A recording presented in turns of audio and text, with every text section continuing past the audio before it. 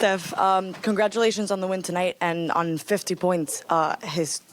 Historic. You keep making history in these games.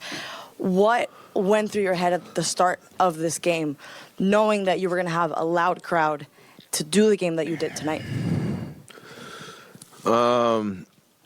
This has been it was a really fun series. It was tough from game 1 to game 7, and it was,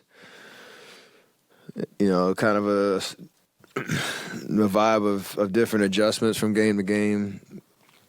And based on how game 6 went, we knew that they were probably going to stick to the same kind of formula, playing mostly small, different rotations. And that allowed us to kind of go back to the drawing board on how we wanted to attack their defense and keep the game as simple as possible and to the pace that we like it. And that was a lot of pick and roll, a lot of just organized offense that gave us a good start. We got some good looks to open up the game, and that allowed us to connect our offense and defense together. We say that a lot, and that's a big part of who we are and how we were successful. So for me, it was just about being aggressive in that scheme and being as consistent as possible. And obviously, I got up 38 shots for a reason, because we started to see where the holes were, and I could be ultra aggressive to get looks, and it worked. Steph, in the first half, you missed the 2 free throws back to back, and the next couple times you went to the free throw line, the cameras were on you. It looked like you were smiling, almost beaming, I guess you could say. But what was that about? Why? Attitude can manifest a lot of things, and I told Q on the sidelines I've missed 4 or 5 free throws the last 2 games. Not like me, but never overthink it. Just enjoy the moment. So the smile was intentional and trying to just be in the present, and as simple as it is, it's just trying to make a free throw. So I like to have fun with it.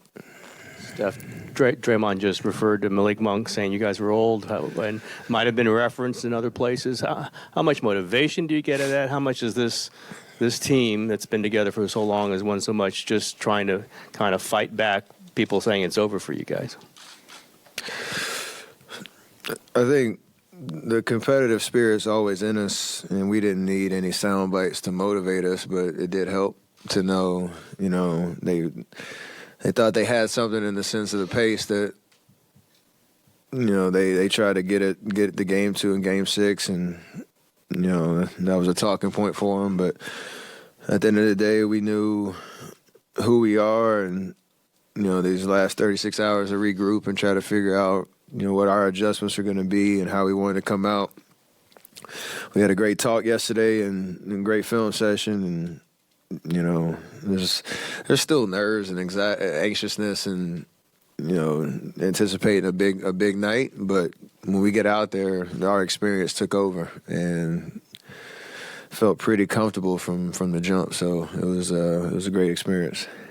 Steph, it looked like late in the game in particular, you had some things to say to the crowd, and you even motioned looked like you were lighting the beam. Just what goes through your head in moments like that?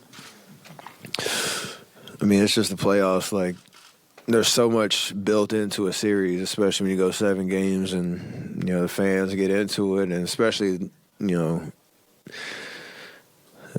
Area, NorCal kind of situation, their first time in the playoffs in a long time. So you just get, all that stuff kind of comes out when you get the job done. Sometimes you're on the wrong end of it. Sometimes, we had a lot of experience of winning series, so you just let all that out. It's this is hard. This is winning at this level. There's a lot of narratives and commentary throughout game to game, and you're trying to block it all out and just focus on basketball. But at the end of it, there's fun with it too. Steph, right here.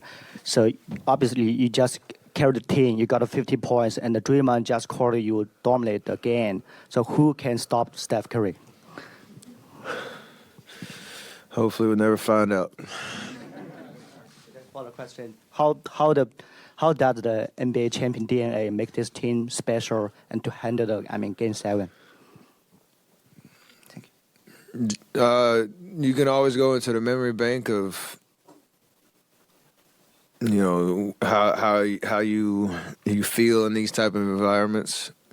Because like I said, there's still nerves and butterflies because it matters, and we love this atmosphere, and we've been doing it for a very long time. So once the ball drops, it's just playing basketball at the end of the day. And I think I said that after Game 6, you focus on the details of how you're trying to execute. You trust each other, everybody that's out there on the floor. We had great energy off our bench. Everybody who played came in with the right intentions. There's a lot of conversation and communication and togetherness on the bench, which is huge for us. And everything was connected. So when that happens and then you're on the court and you have clarity about what you're trying to do, good things usually happen. And it was a great time to kind of put it all together on the road in Game 7. Any early thoughts on Lakers series and just how schematically different you expect that to be? They're totally different than the Kings. Present a lot of different challenges. We know Bron really well. Played him a couple times, I think, since the trade, and they look extremely different. So they're playing good basketball, and it's weird, a 6-7 seed series. We get home court advantage, so we got to take advantage of that. But they're big, and we got to be able to have everybody, locked in on our preparation over the next 48 hours. And even if guys didn't get much run in this series, that's the nature of the playoffs. Move on to a different team, a different style. Everybody's got to be ready to make those adjustments on the fly. Stephen, for someone over here to your right, for someone who appreciates the history of the game, you're going to take on LeBron, the Lakers, for the first time in this run. How much do you relish the moments of taking on LeBron again and taking on the Lakers in this next round of the playoffs? It's amazing because you're still in the fight. It's better than the alternative of on the outside looking in, and having been down 0-2 in this series, nothing's guaranteed. You don't take anything for granted, and it is special to know. From the first series we played him in Cleveland, 14-15 season to now. We're blessed to be playing at this level still, and excited about a new chapter. Two teams trying to keep your season alive and chase a championship, and that's what it's all about. Hey, Steph, when you see your team playing the shutdown defense that it did in that second half, how much more does your confidence grow in being able to seize the opportunity and take over a game like you did today? I mean, that's how you win at this level. Is the offense is flashy, and especially the way that we play. You kind of have that high octane offense, but for us, our calling card has usually been our defense, and you can start to feel the momentum stay on your side even if shots aren't falling, because you can put 2-3 stops together in a row and kind of take the momentum away from a team that kind of thrives, especially when you're not turning the ball over. That's a huge part for us. And in this series, we lost most games when we lost the possession battle. So, our offense was great, creating good shots, which didn't allow us to set up our defense, and we were able to keep the crowd out of it for a good portion of the game, which is huge on the road. So, probably our best performance of the series, and it was, great timing.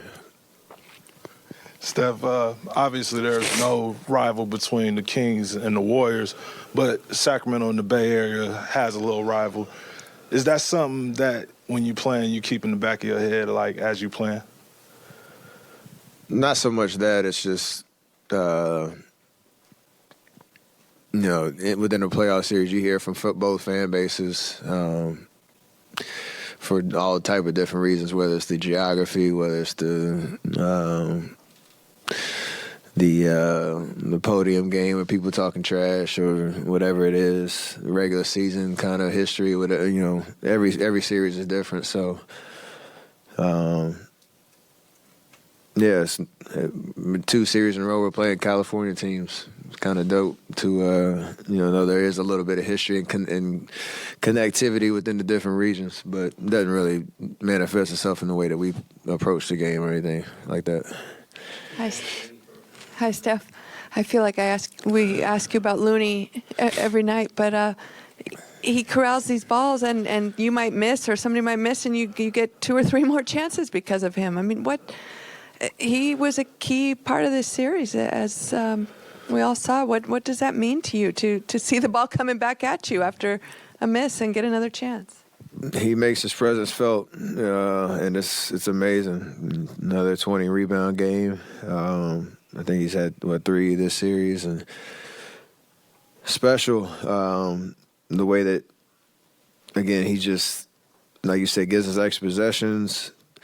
We're not the biggest team, and so he plays a lot larger than his size, and it's just awesome to know that over the last 2 years he's really created an identity of how he approaches games and how he helps us, and it's so valuable, to your point, because we take a lot of wild shots, and our skill set's on display a lot, but when he's doing what he did all series for us, it makes us that much better. And last year, when we won the championship, like, he was invaluable to that run, and hopefully, this performance continues.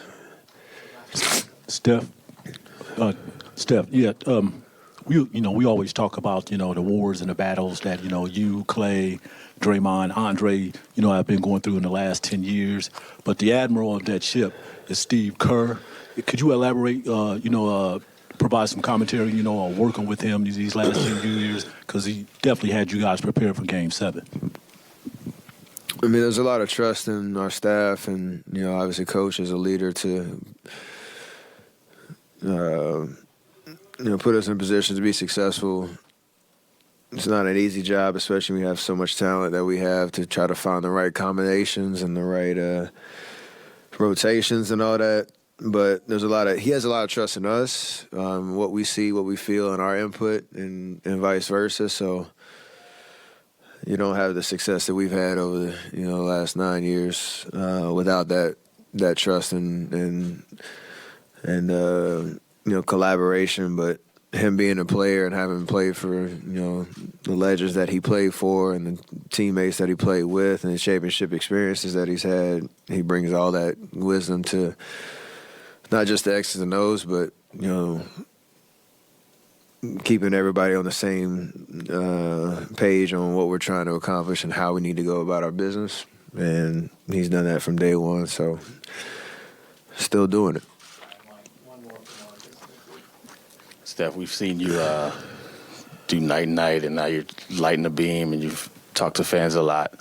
How did you step up your trash talk game over the years, and where do you see it at right now?